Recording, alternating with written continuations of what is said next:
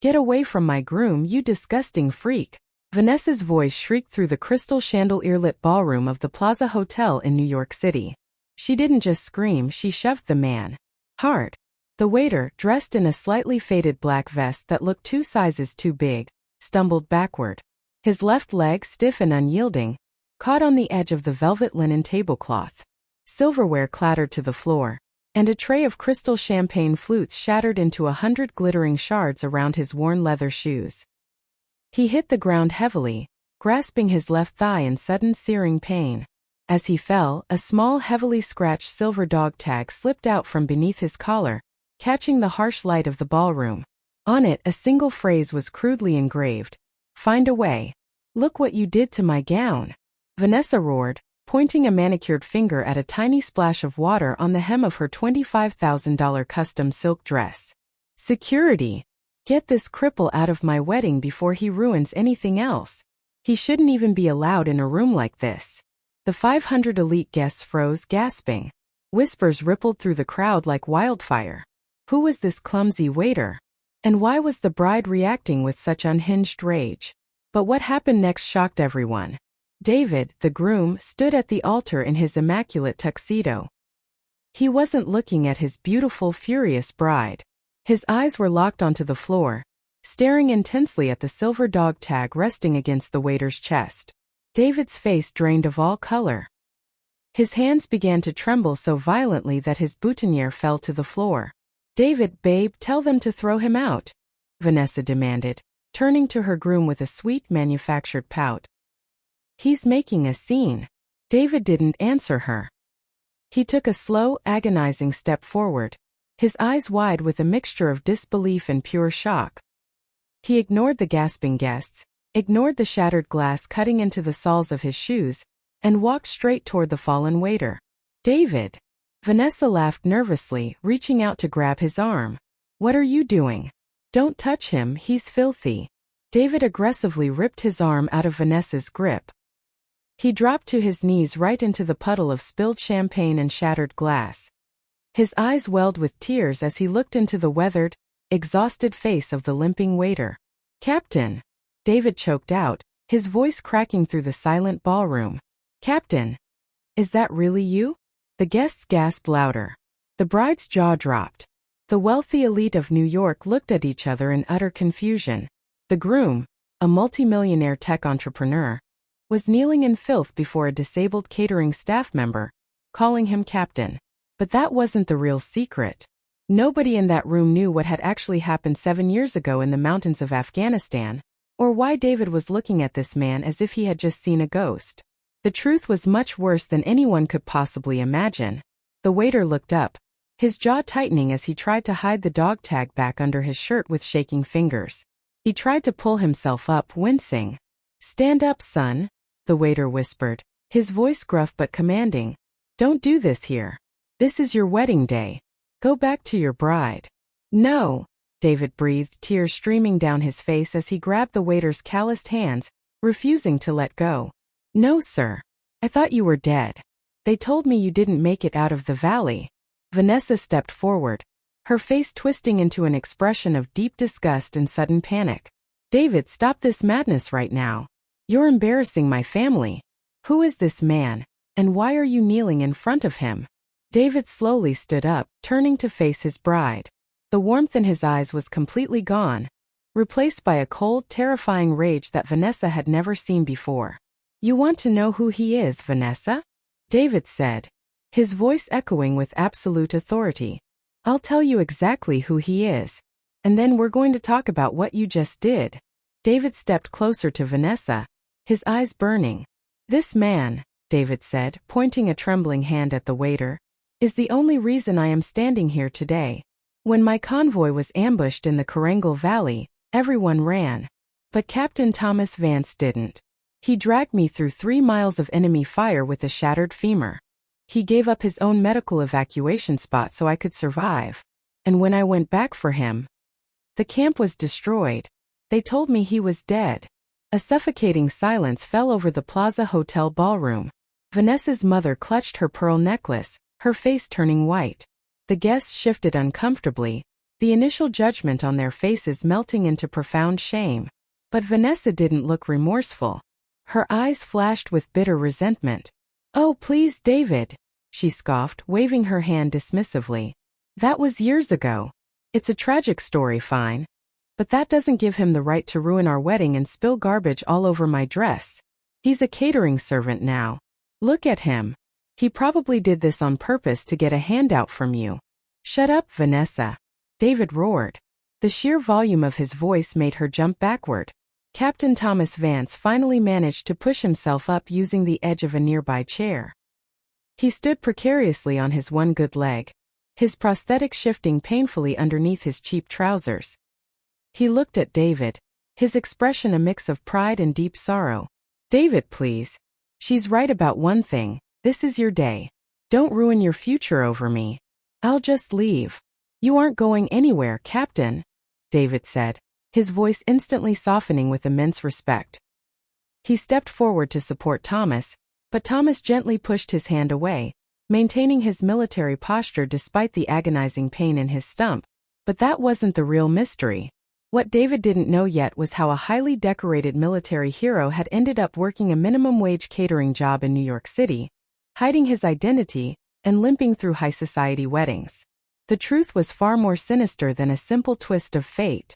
Vanessa sneered, crossing her arms. "Fine. If he won't leave, I will. Choose right now, David.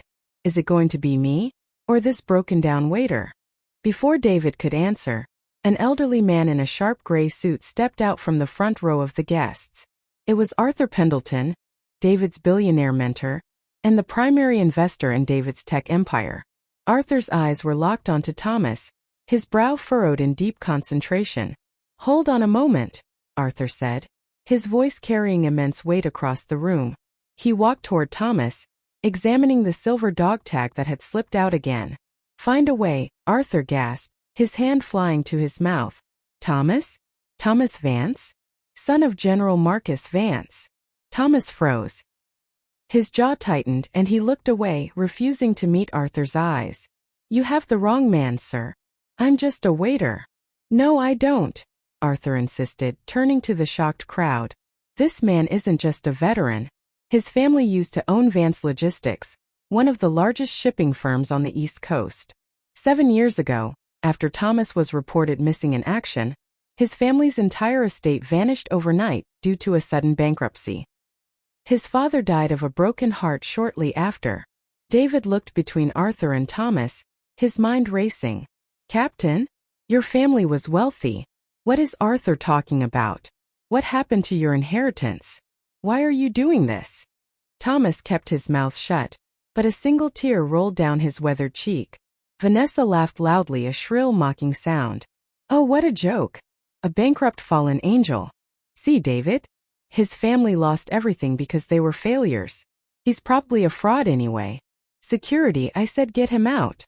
But right at that moment, Vanessa's own father, Richard, stepped forward, his face completely pale and sweating profusely.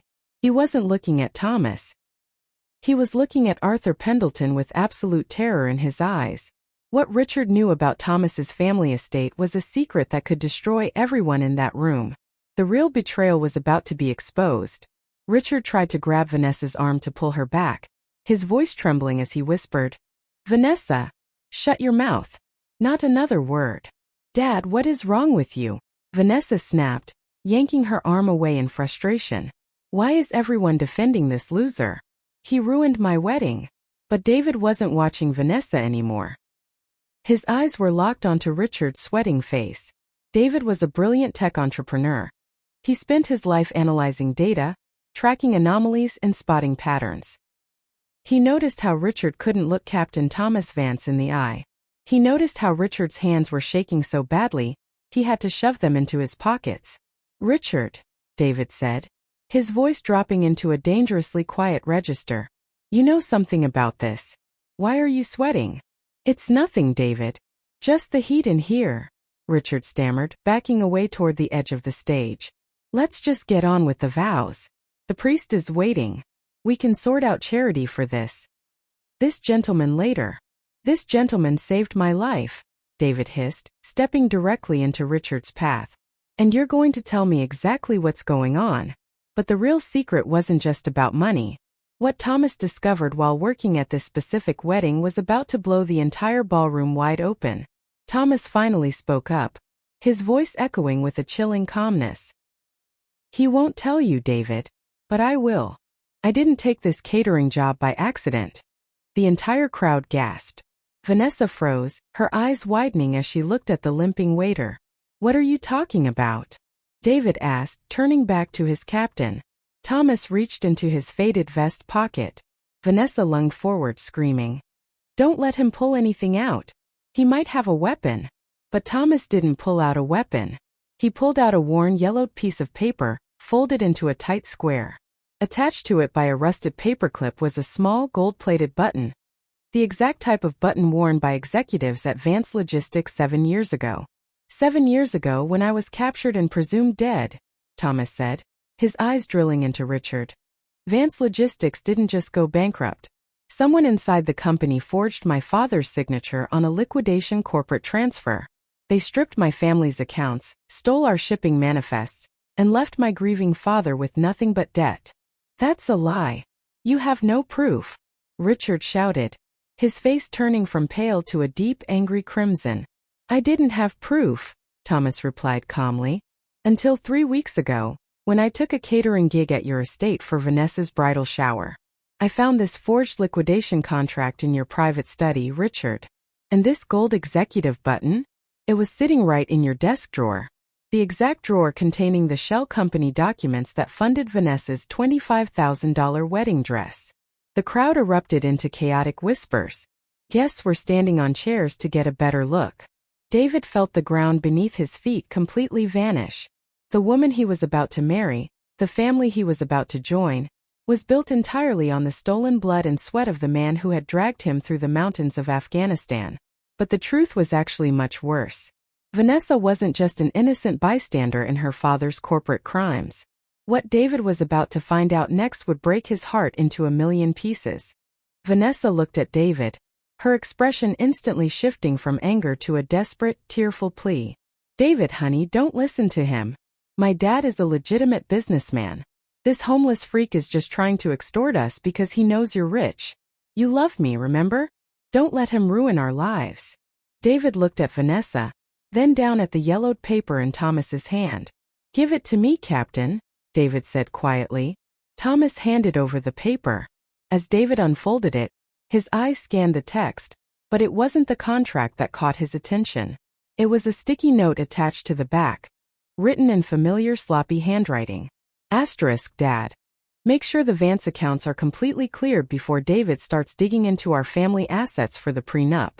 He can't find out where the seed money came from. Asterisk. It was signed with a little heart, followed by the letter V.